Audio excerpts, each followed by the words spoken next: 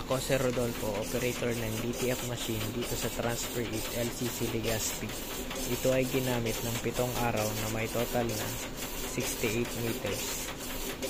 Ito ang printer head, huling pinalitan noong September 19, 2024. Ito naman ang capping na may 90% good condition.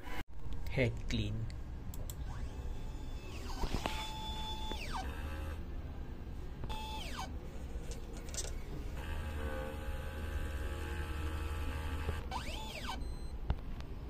Punasan ang wiper pagkatapos mag-head clean. Nozzle test.